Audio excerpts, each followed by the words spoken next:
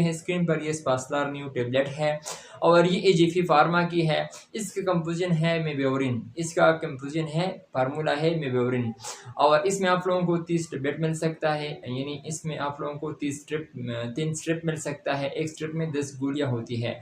इसकी प्राइस है PKR 420 रुपये। अगर हम इसके यूज़ के हवाले से बात की जाए तो ये आप लोग IBS के लिए यूज़ कर सकते हैं। IBS irritable ball syndrome. Irritable ball syndromes क्या होता है?